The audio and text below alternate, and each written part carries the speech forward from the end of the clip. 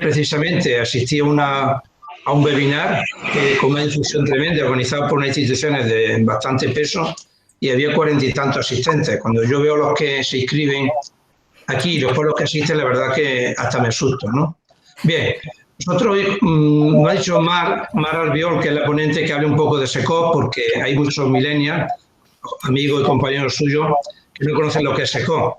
Es una asignatura pendiente que tenemos en SECOP, que no nos conocen demasiado bien, o un poco deseable. SECOP es una asociación de voluntariado, de asesoramiento empresarial, se creó en 1989, en el seno del Círculo de Empresarios y el Consejo Superior de Cámaras de Comercio, y principalmente está integrado por personas jubiladas o prejubiladas que hemos pertenecido al mundo de la empresa o al mundo de la gestión, pero vamos, y que realmente tenemos sobre todo un deseo y una vocación que es devolver a la sociedad lo que ella nos ha dado, es decir, ayudar y transmitir nuestros conocimientos a los jóvenes y a todas aquellas entidades o personas que nos piden ayuda o colaboración. La verdad que para nosotros siempre decimos que recibimos mucho más de lo que damos. La verdad que nos sienta para la salud estupendamente, para la mente muchísimo mejor. Y es una satisfacción, sobre todo cuando ves, y yo imagino que los compañeros de Valencia la están sintiendo ahora, cuando ven a Mar Albiol, una asesorada precisamente de SECOP Valencia, que ha salido adelante y con un éxito creciente y con unas perspectivas todavía mejores. Simplemente os invito a que visitéis la página www.secop.org y ahí podéis encontrar toda la información respecto a nuestra asociación. Deciros que esto nos permite a nosotros todavía sentirnos jóvenes, aunque sea mentalmente, y practicamos algo que ya lo bautizamos nosotros en SECOP, que se llama secoterapia. Es decir, nos viene muy bien para personas que ya hemos cumplido la edad de jubilación, esa edad pues yo digo, la generación de las canas, y que en algunos foros o en algunos sectores parece que nos quieren dejar de lado y apartarnos de la vida, cuando nosotros tenemos ganas de colaborar, de ayudar y de trabajar. Así que nada más, dejo la palabra, bueno, voy a hablar. Mara Albiol Pellicer es una joven emprendedora, ya he dicho que asesorada de SECOP Valencia, con una importante carrera profesional centrada principalmente en el diseño de productos digital, la dirección de estrategia y la gestión de proyectos, que inició en 2014 en Holanda, donde desarrolló durante casi 4 años de diseñadora de experiencia de usuario, diseñadora de interfaz de usuario y gestora de proyectos para clientes de proyección internacional. Esto le permitió volver a su tierra y emprender, crear su propia empresa. Fundó con un socio, Kevin van der Wist, no sé si se pronuncia así aproximadamente, ¿no? Y entonces participa y forma parte de dos empresas, Gusta Studio y también de Highway, donde ayuda a organizaciones con la experiencia de usuario y el diseño de productos digitales. Solo me queda añadir que, dado el interés manifestado, y ya la habéis manifestado también anteriormente, y si alguien no lo desea, pues simplemente basta con cerrar la cámara y no hay ningún problema. El vídeo estará a disposición pues 2 o 3 días después de esta sesión, y lo podréis solicitármelo, o bien se pondrá en YouTube, aunque en YouTube siempre tarda un poco más, Miriam, en colgarlo. Pero yo doy el enlace si queréis y podéis acceder a él. Pues nada, los que no asistís por primera vez, pues arropad mucho a vuestra compañera y amiga Mar, que seguro que lo va a hacer estupendamente. Yo ya tuve la suerte de ver una anterior intervención, me mandaron, vamos, y la verdad que me dejó encantado. Así que te dejo la palabra, Mar, y cuando tú quieras.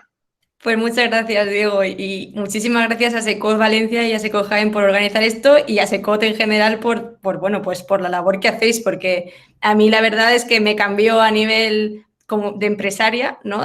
Cuando empecé con mi negocio al final del 2017, yo sabía mucho de lo mío, que era diseñar, pero de lo administrativo, de lo que es la columna vertebral y los fundamentos de una empresa, no tenía ni idea. O sea, no tenía a quién preguntarle y en quién mirarme. Entonces, preguntando por ahí, pues alguien me recomendó SECOP y, bueno, no dudé ni medio minuto en apuntarme. Luego me asignaron a Andrés y a Modesto, que gracias a ellos, pues, construí desde mi plan de empresa, el Lean Canvas, o sea, hice todas las actividades que hacemos todos con vosotros.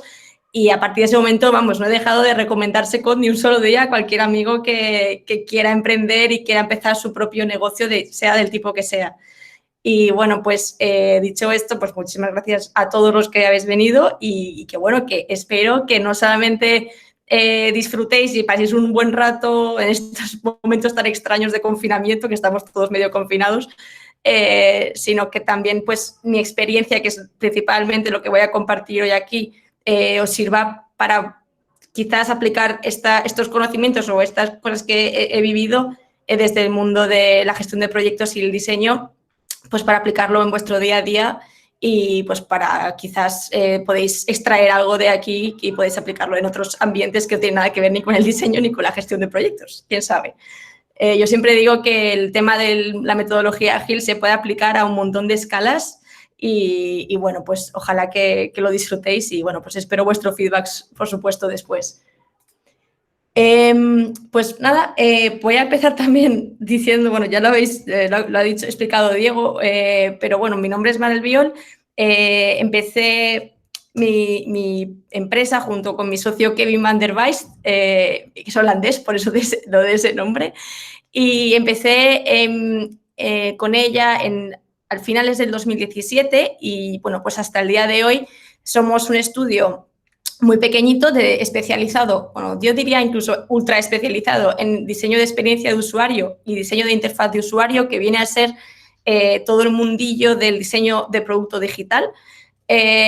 Nos gusta hacernos llamar como una boutique donde puedes encontrar a especialistas muy enfocados en este tema y con bastante recorrido en multitud de proyectos, aunque seamos muy jóvenes y eso quizás pueda parecer que no, pero sí, ya llevamos una temporada con esto y, bueno, pues los servicios que hacemos en Gusta y que ofrecemos a nuestros clientes y a quien esté interesado en ello son, sobre todo, webs, aplicaciones y sistemas de gestión. Y, bueno, dentro de ese ámbito trabajamos con otro tipo de servicios que normalmente se mezclan como un puzzle, ¿no? O sea, se van incorporando según el tipo de proyecto y el equipo que haya, con sesiones de concepto donde se idean y se crean nuevas ideas factibles para crear programas que funcionen y que, o sea, de una idea muy abstracta a algo que realmente funcione en el mundo digital, combinado con prototipos, sistemas de diseño que ahora también están muy de moda en este mundillo. Y, bueno, pues con todo ello decimos siempre que tenemos como dos pilares muy importantes. Y uno es el que al final el fin es crear productos que nos emocionen tanto a nosotros como a nuestros usuarios y a nuestros clientes, pero siempre, y creemos que este es nuestro segundo pilar, nuestra segunda pata, que es a través de una colaboración que sea eficaz siempre y muy transparente. Y gracias a eso y a esta forma de trabajar y a este porqué por el que nos levantamos cada día para trabajar en Gusta, pues hemos trabajado con una variedad de clientes importante, trabajamos tanto en el mercado español como en el mercado internacional y, bueno, pues trabajamos, como veis, quizás por los nombres, pues con clientes muy grandes y también clientes muy pequeñitos que quizás son una startup o que acaban de empezar. Y cuando empezamos en el 2017 a finales, nos dimos cuenta de que empezaron a entrarnos muchos proyectos de temas de gestión, pues por ejemplo, de gestión de logística, gestión de cargo, de gestión de flotas de vehículos eléctricos, por ejemplo. Entonces empezamos a ver que había mucha parte de negocio en esa parte, pero que no nos sentíamos 100% identificados con la marca Gusta, ¿no? Que es más colorida y más friendly, ¿no? Amigable. Y por eso, a final del año pasado, decidimos crear una vertical de Gusta, una marca separada que se llama Highwave y que se centra en la especialidad en experiencia de usuario, que es esto del UX, ¿no? User Experience, en los sectores, sobre todo de logística, transporte, movilidad y el tema del comercio, que es donde donde hemos tenido proyectos de forma recurrente y, bueno, pues al final, quieras que no, te haces al vocabulario de cada uno de estos sectores y, pues, al final te integras bastante mejor en los proyectos. Y, bueno, dicho esto y habiéndome presentado un poquito mejor, pues os quiero contar un poco dónde empezó todo para un poco entender de dónde nace esto del Agile para mí y cuál es mi experiencia respecto al Agile más diseño, ¿no? Yo estudié Bellas Artes aquí en Valencia y nada, después de unos años hice mi Erasmus en Milán y cuando estaba allí pues surgió la oportunidad de irme a Ámsterdam a trabajar de diseñadora digital junior. Y yo sabía que eso tenía algo que ver con webs y aplicaciones, pero no tenía ni idea de los fundamentos pues, que suponen tener esta profesión, porque es una profesión muy, muy nueva. O sea, hace muy poco tiempo que esto está en marcha y, pues bueno, todavía no tenía ese conocimiento. Entonces, como yo había hecho alguna cosilla por ahí en mi tiempo libre para ganarme algún dinerillo, pues dije, ¿por qué no? Y me lancé a la piscina y en 2014, pues allí aterricé en Ámsterdam y combiné mi posición de diseñadora digital junior con finalizar mi proyecto final de carrera, Bellas Artes. Y nada, pues allí me quedé casi 4 años y allí aprendí pues no solamente los fundamentos del diseño digital, pues desde qué es un wireframe, que a muchos quizás os suene muy extraño, pero es básicamente los esquemas que se hacen al principio de que ideas una aplicación o una página web. También aprendí a cómo sintetizar una idea o una necesidad de un cliente a un producto viable y a un producto visual. Y bueno, pues a documentar bien mis diseños, a ese tipo de cosas que en la carrera de Bellas Artes, desde luego, no te las enseñaban. Y con ello, la verdad es que fue una experiencia muy buena porque en esta empresa en la que aterricé, que se llama La Vela, sigue en marcha, y que, pues bueno, éramos una empresa en ese momento de 60 personas, o sea que no éramos pequeños tampoco, y nos consideramos una agencia de desarrollo de producto digital y diseño. Y éramos lo que en ese momento todas las empresas decían, aspirábamos a ser el Google, como un Google más, ¿no? Eso de decir, tenemos una estructura plana, no tenemos jefes ni managers, nos gestionamos todo nosotros. Entonces, teníamos como al dueño de la empresa y luego éramos 60 personas entre diseñadores y desarrolladores que nos encargábamos nosotros de la relación con el cliente, de la gestión del proyecto, de todo. Entonces, ahí fue cuando empecé a aprender y empecé a enamorarme del tema de la gestión de proyectos. Y, bueno, siempre pongo esta foto porque es bastante descriptiva porque a pesar de que diga que yo estaba encantada y me gustaba mucho el tema de la gestión de proyectos, esta era mi cara la mayor parte del tiempo cuando tenía que gestionar uno de ellos porque en esos momentos el tema de la gestión de proyectos ágiles, con metodologías ágiles, perdón, no estaba de moda todavía, o sea, al menos en Europa. Y bueno, pues gestionamos los proyectos de una forma que se llama en cascada o waterfall en inglés. Y lo que eso provoca es un montón de incertidumbre a la hora de trabajar y llevar a cabo pues, tus diseños y tu desarrollo. Esta forma de trabajar nos dejaba muy poca flexibilidad ante cualquier cambio o imprevisto dentro del proyecto. Pues, por ejemplo, se planificaba una página web que tenía que vender entradas para un spa, por ejemplo. Y pues si había un cambio en el planning porque el cliente necesitaba una forma de pago nueva o incluso si un compañero se ponía enfermo durante una semana, esa planificación se resquebrajaba completamente y al final pues acababas por tener mucha ansiedad, echar muchas horas, pasar noches sin dormir. Al cliente se le caía el pelo porque al final no sabía cómo gestionarlo y cómo iba a llegar a la fecha que había prometido a sus jefes, etc. Entonces, pues nos empezamos a fijar en qué otras formas de gestionar proyectos podía haber por ahí, allá afuera y obviamente, ¿dónde nos fuimos a mirar? Pues a Silicon Valley, que es, digamos, la meca de cualquiera que se dedique a este mundillo. Y nos fijamos en las metodologías de trabajo que existían pues, en Amazon, en Google, en Facebook, ¿no? en estas empresas de estos tamaños. Y descubrimos allí lo que eran las metodologías ágiles.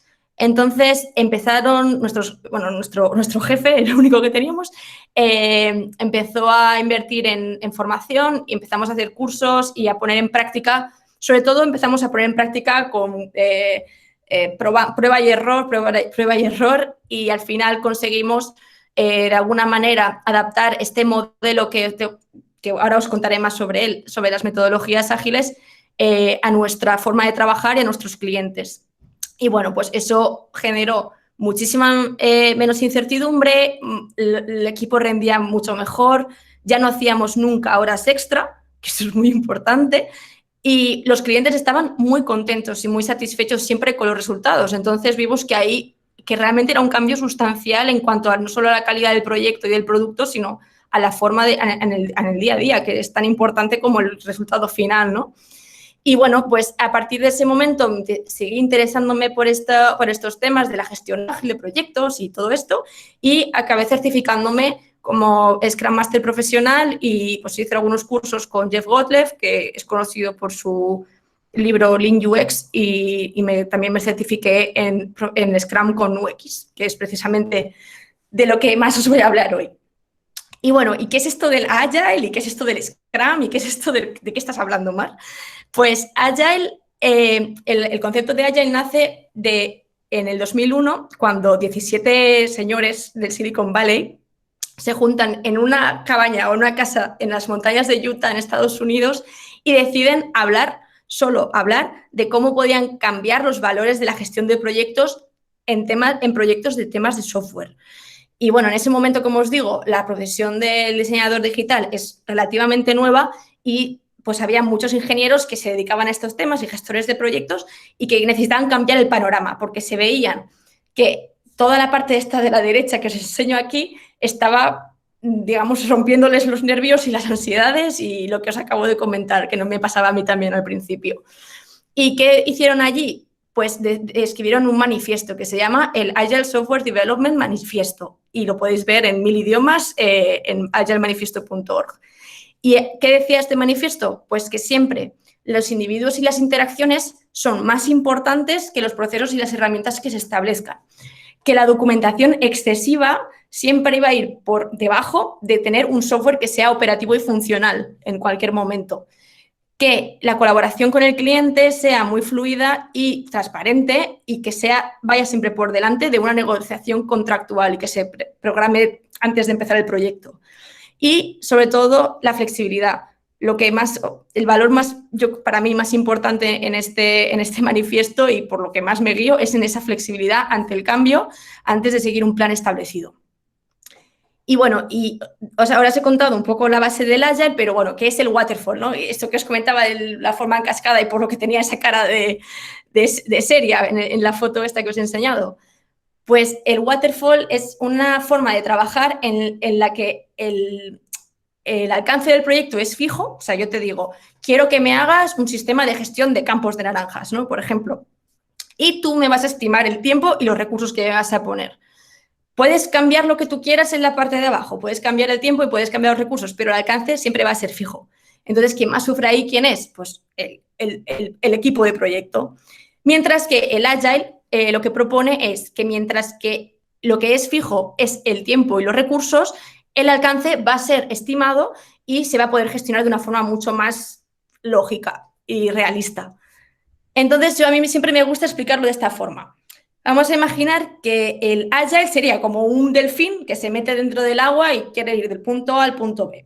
Entonces, para llegar al punto B, pues tiene que salir de vez en cuando, sacar la cabeza, asomarse y ver que va en la dirección correcta. Entonces, sería como algo así, ¿no? Yo cada vez que entro dentro del agua no veo nada, pero al salir veo que mi destino está hacia donde me dirijo. Mientras que el Waterfall sería como un submarino que se mete muy abajo en el fondo del mar y cuando sale al final se ha perdido, porque quizás el punto al que quería llegar se ha movido, se ha cambiado de lugar o lo que sea. Entonces yo siempre al final, pues la sonrisa, ¿no? del que trabaja con el Agile y al final pues sabe anticiparse a cualquier problema o cualquier imprevisto que se haya visto por el camino, pues había una roca, o si el punto final ha cambiado, pues también adaptarse a eso. Y no sé si en el chat tenéis alguna pregunta por no llegar hasta el final de la presentación sin que me preguntéis nada. Diego, ¿sabéis si hay alguien si tiene alguna pregunta?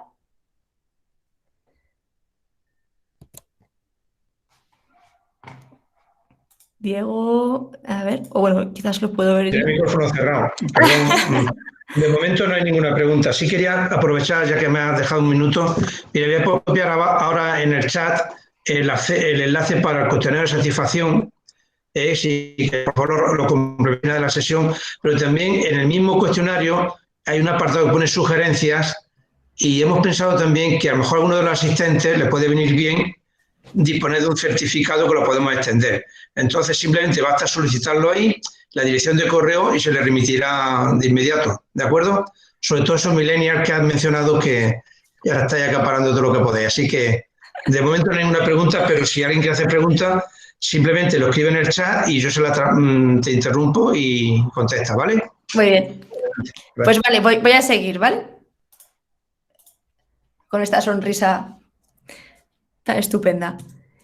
Bueno, y sabiendo como que estos son los fundamentos más básicos, la diferencia principal por la que al final, en mi caso, nos guiamos hacia trabajar con Agile más que el Waterfall, hay un pilar dentro del Agile que digamos que engloba todos los valores que he mencionado antes del Agile Manifiesto, que es el compromiso.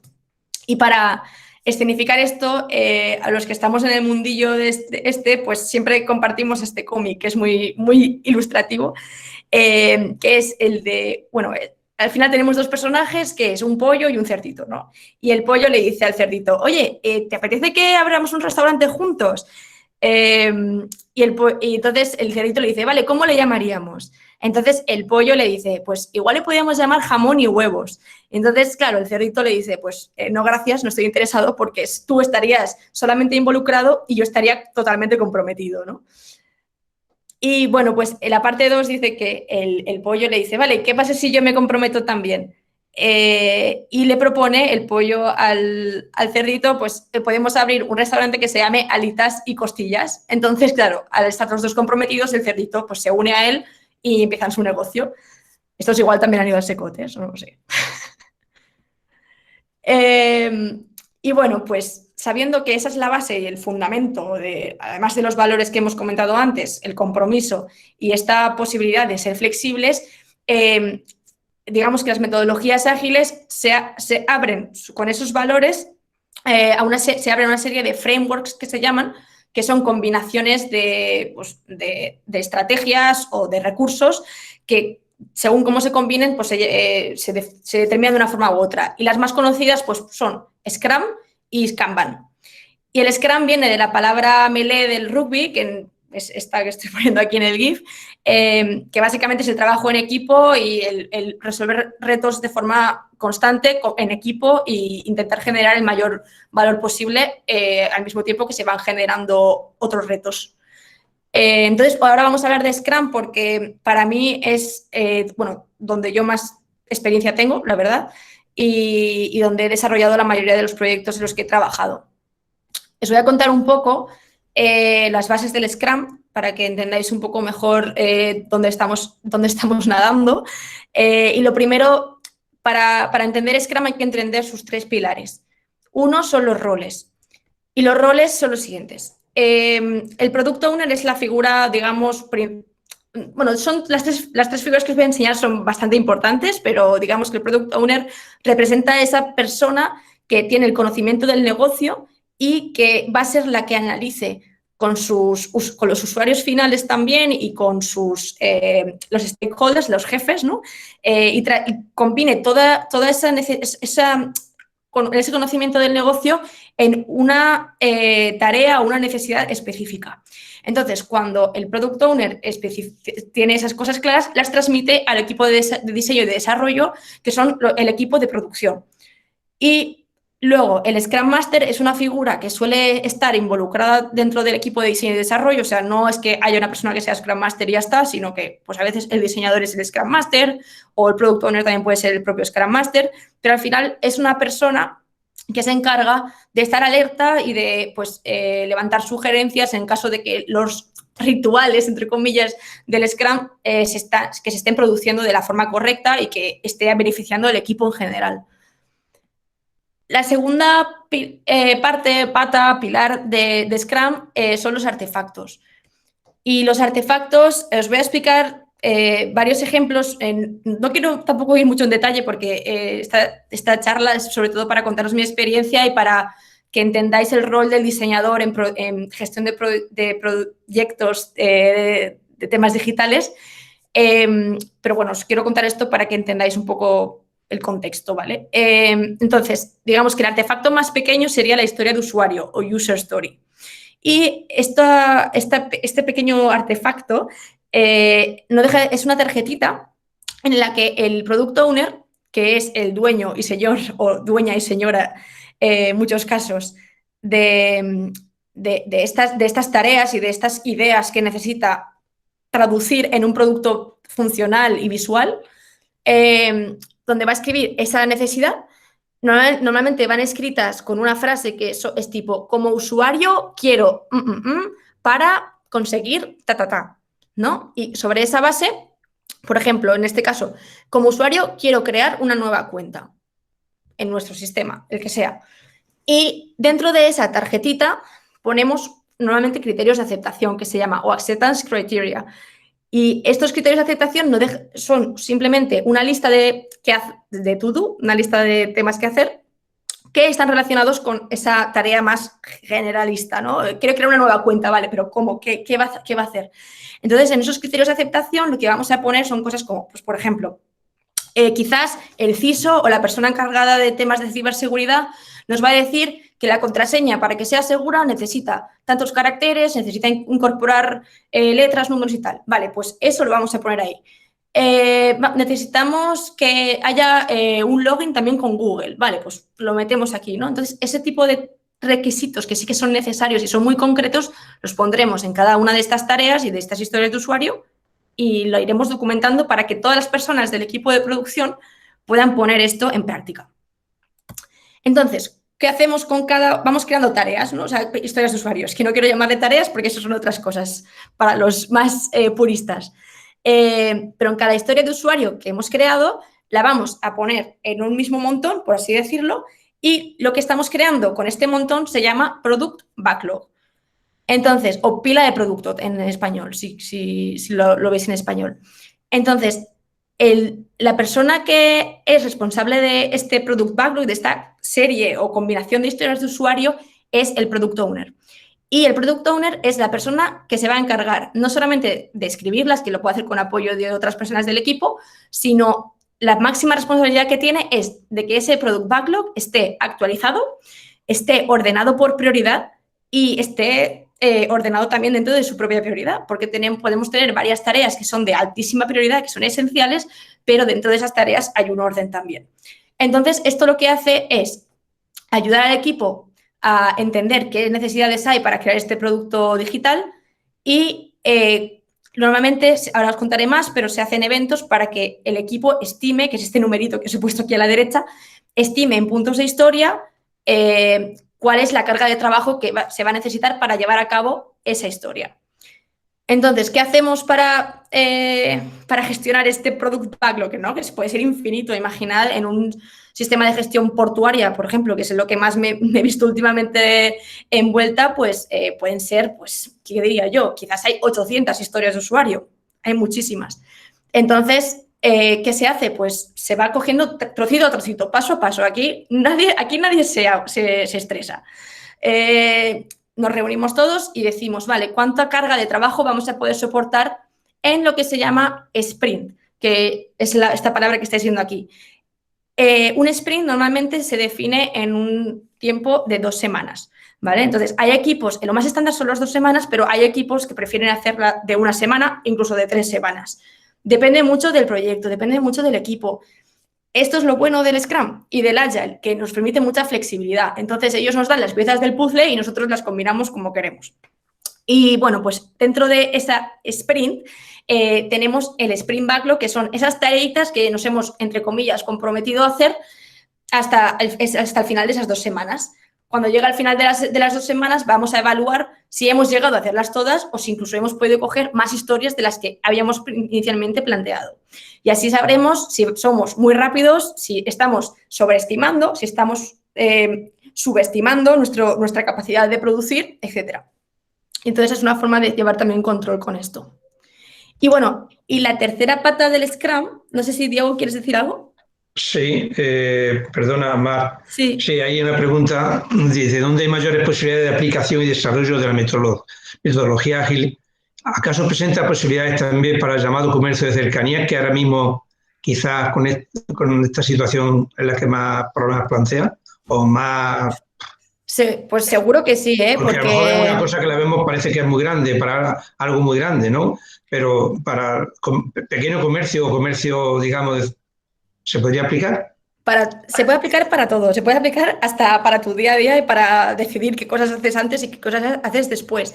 Al final, el tema del Agile y el Scrum te da esas herramientas que os comento, que si las utilizas y digamos, las exportas a tu ambiente, a tus necesidades, se pueden traducir en simplemente una lista de tareas que tú al inicio de la semana vas a decir, necesito hacer esto, necesito hacer lo otro, necesito hacer lo otro. Le das una prioridad, aprendes a priorizar, que eso es muy importante, y a ordenar dentro de esa prioridad, porque puede parecer que muchas cosas son muy importantes y hay que hacerlas ya, ¿vale? Pero habrá una por la que tengas que empezar, y eso te ayuda como a establecer más una ruta. Y bueno, pues yo sé, por ejemplo, que en banca se está utilizando y ellos no tienen nada que ver con la gestión de proyectos, o sea, con la gestión de proyectos de software, y lo están usando. Entonces, pues para un pequeño comercio de cercanía, ¿cómo les puede servir?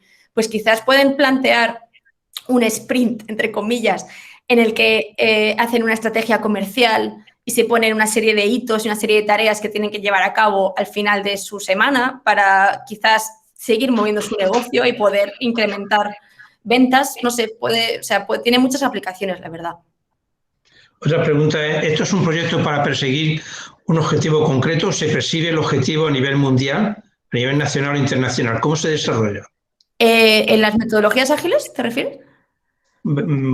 Pues José María Moscardó, pues si quieres puedes intervenir. Sí. La pregunta yo la estoy transmitiendo, pero... Sí, si es sobre metodologías ágiles, sí que está a nivel mundial ya, y en España yo creo que está ahora teniendo como su momento de auge, vamos, desde el año pasado diría yo, que es cuando más gente estoy viendo en mi LinkedIn que están sacándose sus certificados de Scrum Master y tal, o de Product Owner, que también existen certificados. Pero sí, o sea, ya os digo, empezó en 2001, fue la primera vez que se habló de este tema, y desde ese momento no ha parado de crecer como la espuma, y ya como que lo bueno de esto es que está ya tan estable, o sea, está tan comúnmente es también conocido de que aporta valor a los proyectos, que incluso cuando entras a un cliente que no tiene ni idea ni nunca ha trabajado con este tipo de metodología, la gente la verdad es que lo recibe con los brazos abiertos y que quiere aprender, y pues le propone esta forma de trabajar, y la verdad es que lo aceptan siempre y siempre sale bien. Entonces...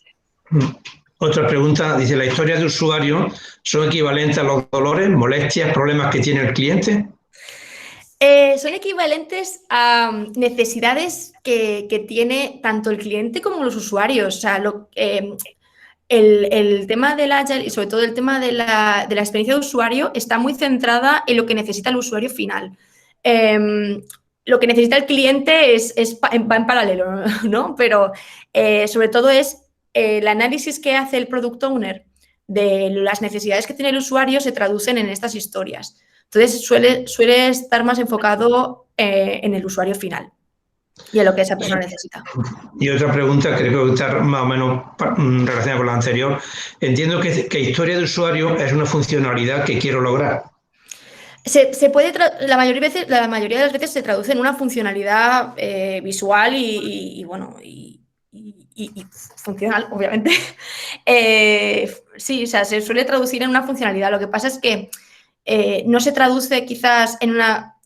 O sea, digamos que si lo dejáramos en algo tan simplificado como necesito tener un login, no daríamos suficiente apertura ni espacio para la creatividad para proponer algo nuevo también, ¿no? Entonces, si necesito crear una cuenta, dejo el espectro mucho más abierto y yo puedo hacer propuestas muy distintas. Mientras si me dice necesito un login donde hay un campo de texto para email y un campo de texto para contraseña, como que se cierra mucho la visión, y ahí no hay sitio como para proponer cosas más disruptivas, quizás.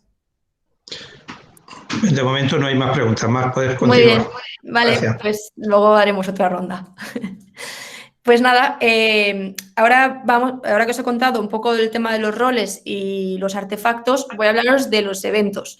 Y los eventos del Scrum, los más importantes son la gestión del Product Backlog y la creación del Product Backlog, que el responsable va a ser el Product Owner y que puede apoyarse, obviamente, en el resto del equipo para construirlo. Luego se hace un evento que se llama Sprint Planning, donde durante esta sesión el equipo, tanto de desarrollo, de diseño, obviamente el Scrum Master puede estar involucrado y el Product Owner, leen las historias, sobre las de la parte de arriba, ¿no? Que son las que más prioridad se entiende que tienen, y van desarrollando y van leyendo y van aclarando cualquier duda o van incluso proponiendo cosas que se hayan quizás olvidado, pues, ¿has tenido en cuenta esto? ¿Has tenido en cuenta lo otro?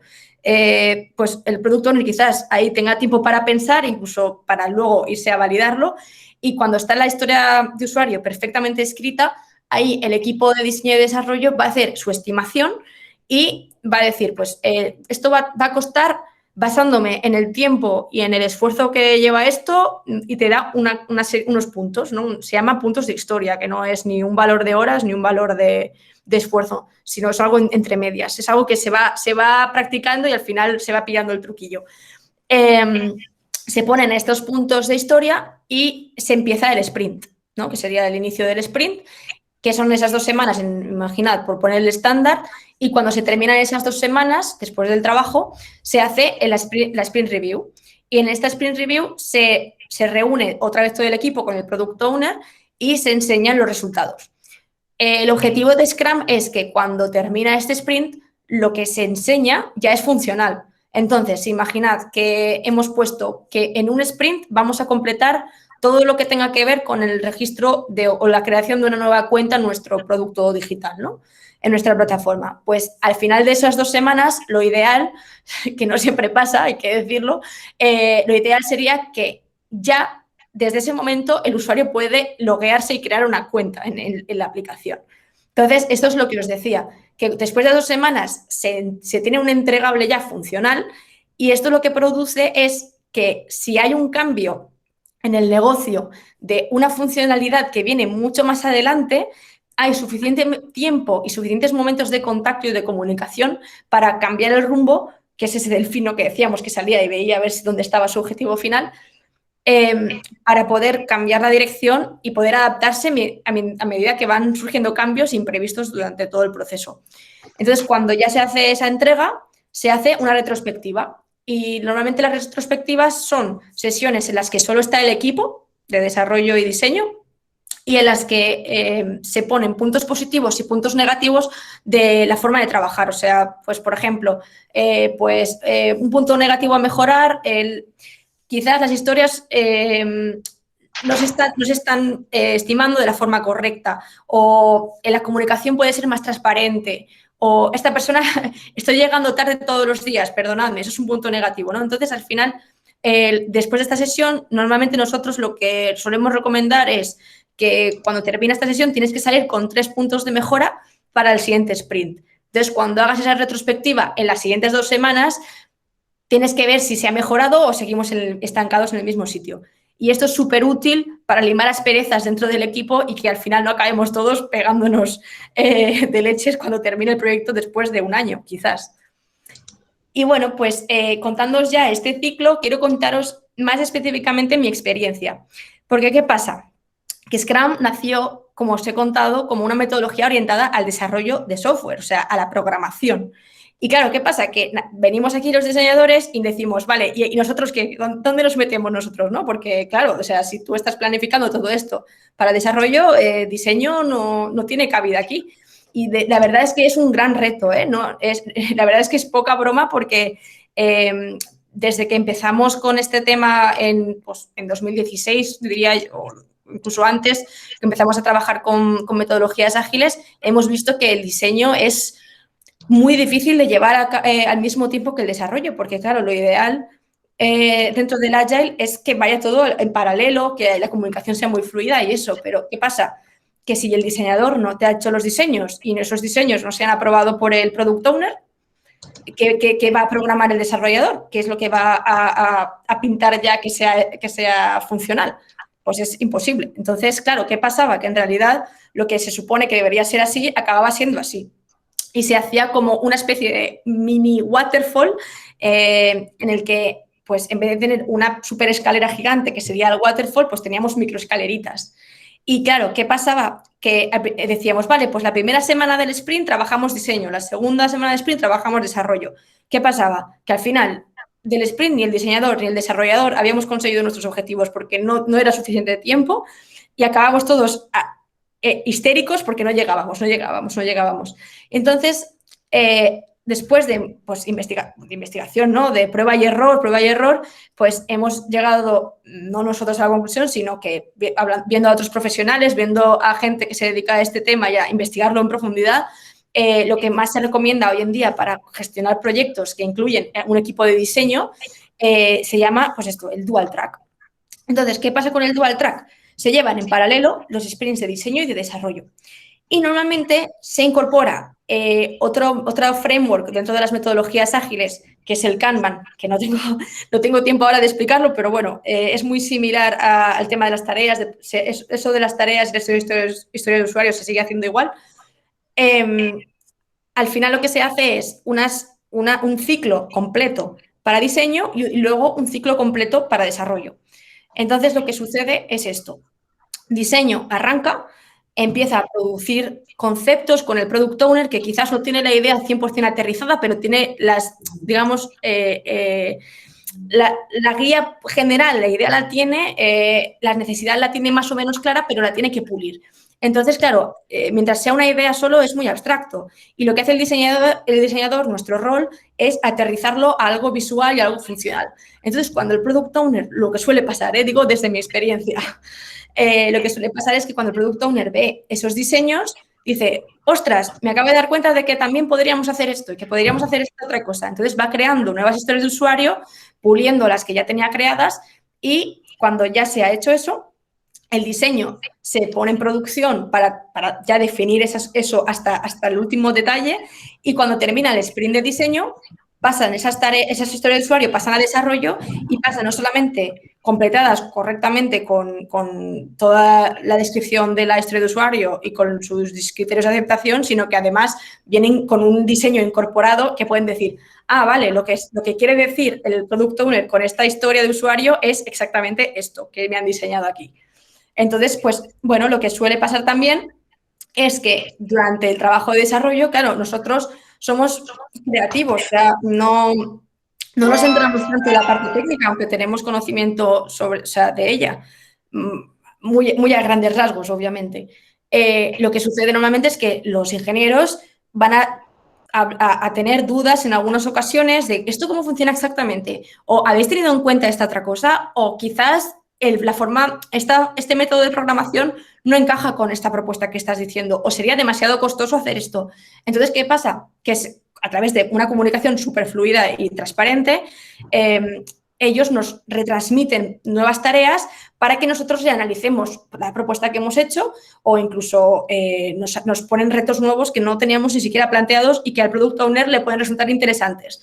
Entonces, lo que hace el Product Owner es traducir esas necesidades que encuentra desarrollo a nuevas historias de usuario que se incorporan al sprint de diseño. Espero que quede claro. Es un poco quizás complejo así de primeras, pero bueno, luego no tengáis ningún problema en contactarme si tenéis alguna duda específica o incluso luego las preguntas os resuelvo cualquier duda. Sí, hay una pregunta aquí, 2 preguntas pendientes. ¿Qué diferencia hay entre el sprint planning y un programa de ejecución? Un programa de... Perdón, el último no lo he escuchado. Diferencia entre el sprint planning y un programa de ejecución. Pues no sé exactamente a qué se refiere con programa de ejecución.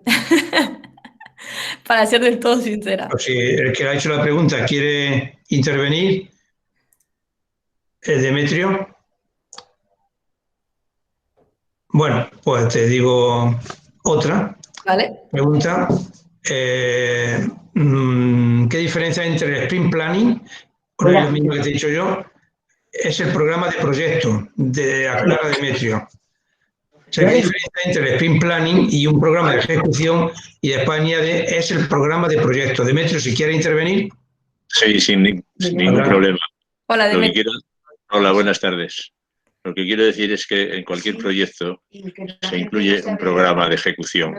Un programa de ejecución que puede estar formado por distintos elementos, como puede ser un PERT, como puede ser un diagrama de barras o cualquier otro sistema de representación de las actividades que lleva el programa. Entonces, no sé, yo veo el sprint como una especie de pequeño programa que quizás se va haciendo sobre la marcha más que sobre el programa general de un proyecto, donde se determina el inicio, el final y todas las actividades. Correcto. No sé si es lo mismo. Sí, es eso. Aquí tampoco reinventaron la rueda, quiero decir. El cambio principal sería exactamente lo que acabas de decir. Son como microproyectos. Son tan pequeños que duran 2 semanas. Entonces, cuando se componen esas 2 semanas con muchas semanas, acaba creando un producto final. Cuando antes se entendía más de un inicio a un fin, al final de todo el proyecto.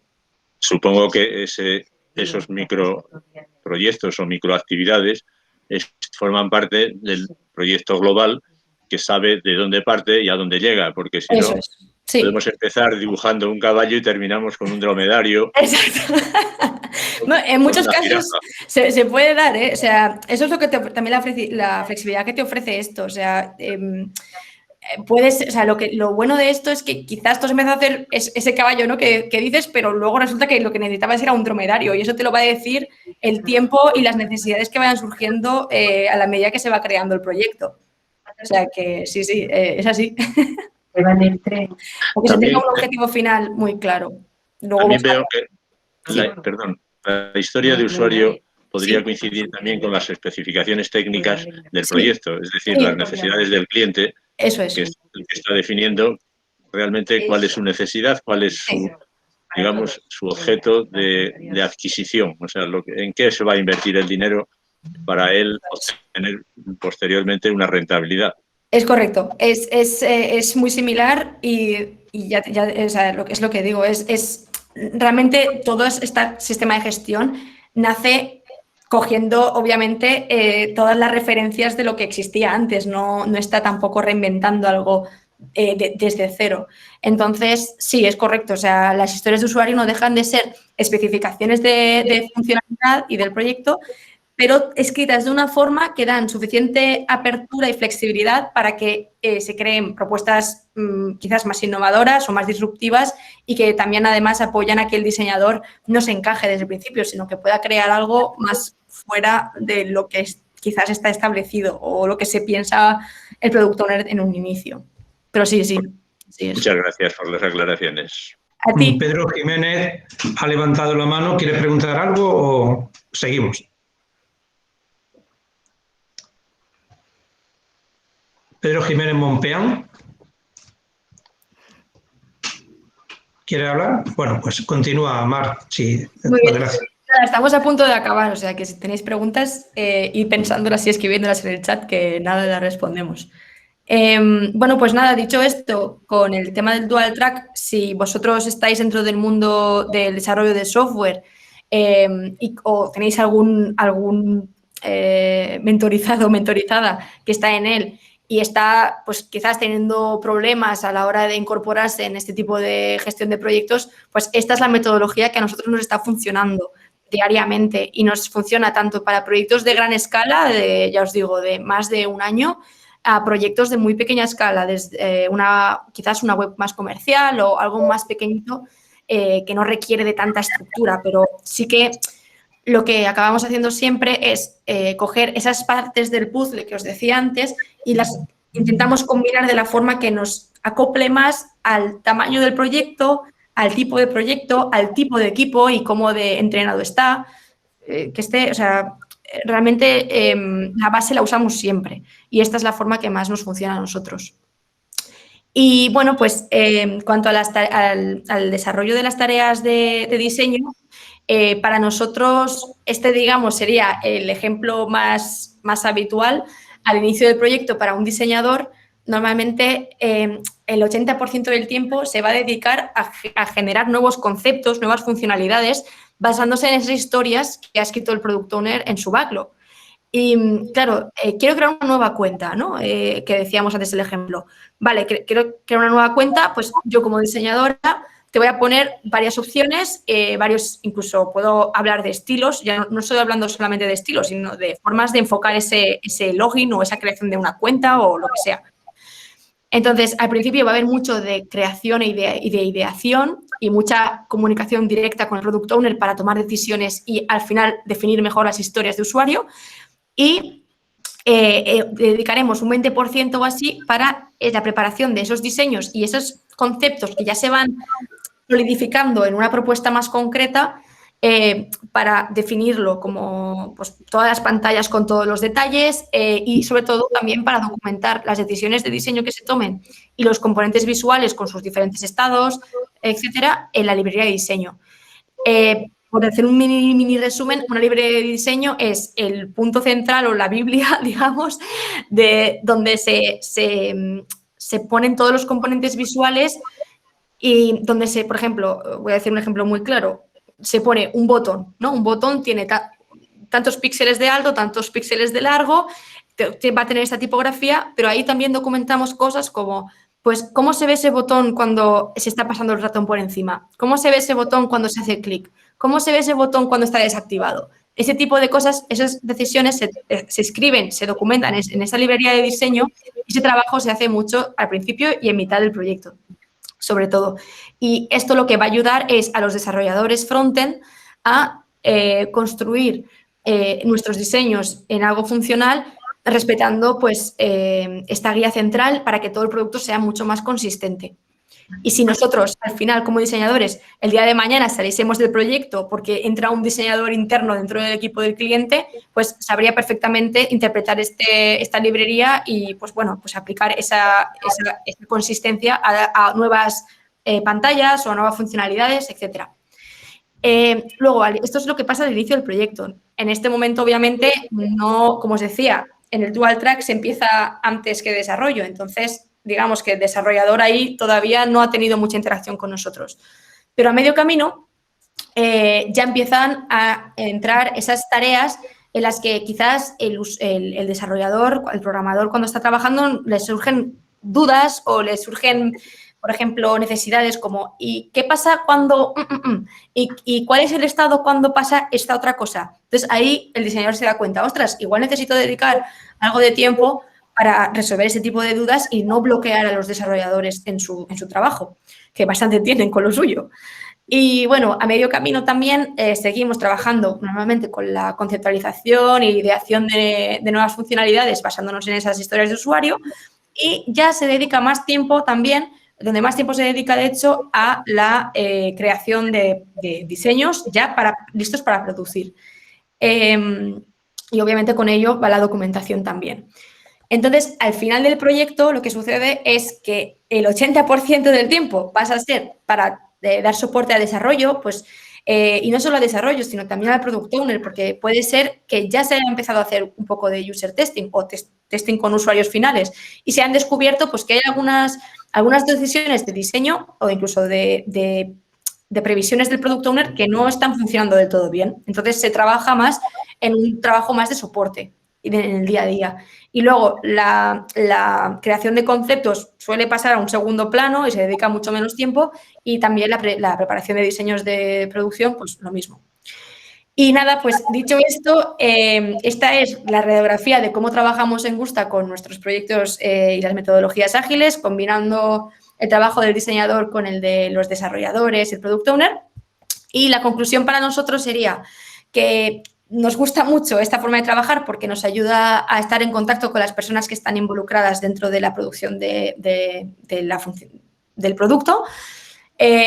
Nos aporta trabajo en equipo, estructura, gestión de expectativas. En general, es una mejor experiencia laboral porque ayuda a tener una mejor salud mental y menos ansiedad para todas las personas que están involucradas en el proyecto.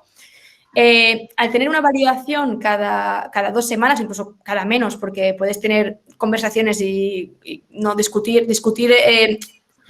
cuál va a ser al final el resultado de una historia de usuario en cualquier momento del proyecto, pues se mantiene una incertidumbre bastante baja. Entonces, eso te da menos ansiedad y menos sensación de que no sabes muy bien qué estás haciendo.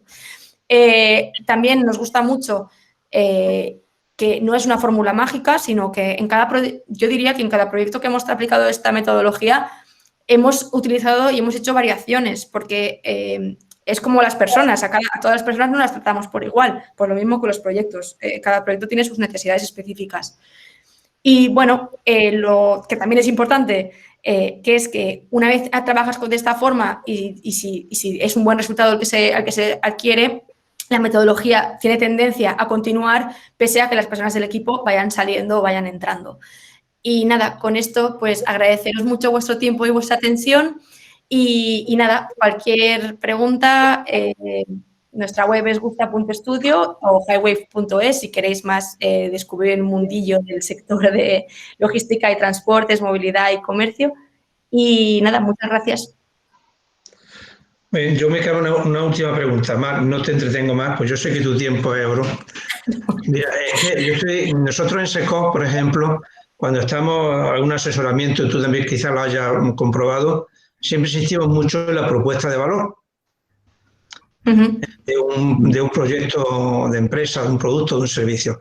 ¿Cuál sería la propuesta de valor? Yo me imagino, por ejemplo, una diseñadora, digo, de tu misma rama, es que, bueno, que por ejemplo está haciendo ya diseños para creativos estadounidenses y demás. ¿Cómo que esta metodología, o si fuera cliente vuestra, qué propuesta de valor tú le venderías, así entre comillas?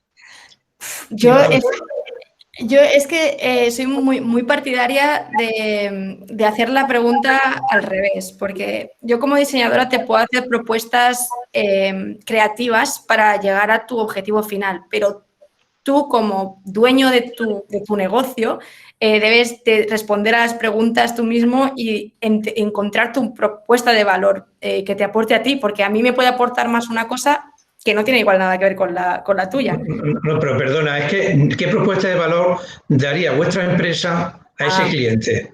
Vale. Pues, a ver, primero lo que daría sería más que nada creatividad. O sea, una forma de entender un briefing o entender una necesidad de un cliente y traducirla a algo visual y algo que funcione, ¿no? Para los usuarios. Eso es lo primero. Y luego, pues, lo que decía, desde nuestra parte siempre van a encontrar unas personas con ganas de trabajar, con ganas de comunicar todo, lo bueno y lo malo, para que todo sea transparente y funcione bien. Y bueno, pues sobre todo eso, diría yo. Y como, sobre todo, para nosotros nos gusta mucho decir que queremos que nuestros clientes nos consideren como parte de su equipo. Entonces, involucrarnos en su negocio y pues como si fuera nuestro. O sea, trabajar como si fuera nuestro. Muy bien, pues ¿hay alguna pregunta más? Pues de momento nada, muchísimas gracias y enhorabuena, Mar. Hemos cumplido el tiempo. César Valdés, ¿quieres preguntar algo, César? Sí, Diego, yo había hecho una pregunta que veo que se ha debido de pasar por ahí. No la he visto, ¿no? Pues venga, tienes la palabra, venga. Bueno, si acaso, mira, la leo y ya está. La vuelvo a recuperar. Ay, no sé, sí.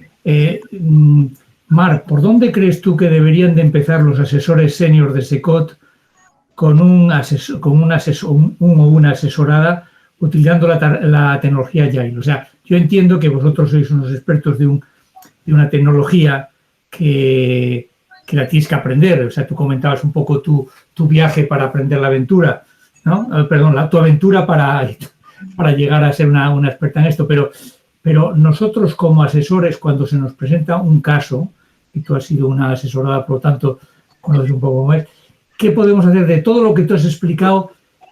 ¿Qué trocito podemos hacer nosotros sin ser expertos? Porque, claro, no vamos a llegar a hacer lo que hacéis vosotros en la empresa, pero ¿qué podemos, o por dónde podemos nosotros empezar un poco para tomar algo de lo que tú has dicho?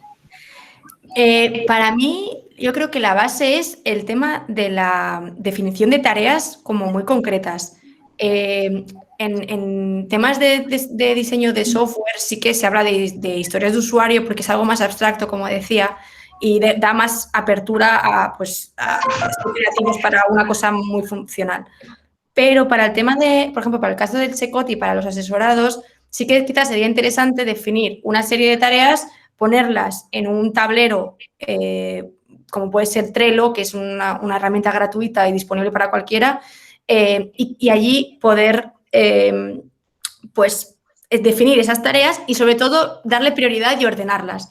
Yo creo que eso puede ser de mucha utilidad para cualquier asesorado porque le ayuda a llevar una estructura y a tener clara una estrategia para el resto de su semana. No es, ¿hoy qué hago? Me siento y me pongo delante del ordenador y ¿hoy qué voy a hacer? No. Tú entras y sabes ya qué vas a hacer hoy y qué tienes planificado para todo el resto de la semana. Y vas a tener una validación quizás con tu mentor de SECOT cada X tiempo y vais a ver, pues si va a haber, necesitamos cambiar prioridades, necesitamos añadir una tarea entre medias que nos había escapado o ha surgido una necesidad que, pues bueno, nos necesita otro tipo de tarea que no habíamos planteado al principio. O sea, has hablado de Trello, Kanban también, ¿no? Es un poco el concepto ¿no? De poner las tareas y hacer luego un seguimiento, ¿no? Sí, correcto. O sea, en Scrum funciona igual. Al final tenemos una serie de columnas dentro de un tablero y empezamos creando todas las tareas que necesitamos en la parte de to do o por hacer, pendiente. Luego tenemos una columna en progreso, luego una determinada y luego una de cerrada. Entonces, normalmente nosotros lo que hacemos es, empezamos por la más prioritaria y la primera que está en la lista, la trabajamos, la tenemos en progreso y cuando terminamos ponemos nuestros resultados de diseño conectado a esto para que los desarrolladores lo puedan ver y la cerramos, la mantenemos como hemos terminado. Entonces, esa tarea normalmente no pasa a cerrada hasta que no el product owner o la persona responsable la ha validado y ha dicho, vale, está todo bien, la hemos revisado, está todo bien, ya la consideramos como cerrada y puede entrar en el ciclo que decíamos de desarrollo. En el caso de SECOT, pues yo haría lo mismo, o sea, lo dejaría terminado y lo cerraría ya cuando quizás lo hubiera validado con mi mentor, en este caso. Muy bien, pues bueno, Mar, hay un montón de iconos de aplausos. Me alegro. Y está muy bien. Quiere decir que, bueno, hay una persona que dice que se dedica a lo mismo que tú y que lo ha explicado genial. Así que, enhorabuena. Un poco también de validación para alguien que también sabe. Y dice que lo ha explicado genial. Y otro también dice que es un gusto escucharte. Muchas gracias por la ponencia, muy clara e interesante. Muchas gracias, desconocía la metodología, me ha interesado, trataré de conocerla con más profundidad, etcétera. Es decir, me alegro. Muchas gracias. Y por la parte que nos corresponde a los organizadores, digamos, los SECOT en concreto, te damos de nuevo las gracias y de verdad y simplemente decirte que pronto te vamos a dar otra vez la lata, te vamos a contar contigo. Cuando queráis. Cuando queráis para mí. Gracias. He puesto también en el chat un webinar nuevo que ya hemos organizado las delegaciones SECOT en Andalucía para el mes de febrero. Y bueno, y os llegará seguramente pronto la comunicación para la inscripción y demás. Simplemente, y Mar también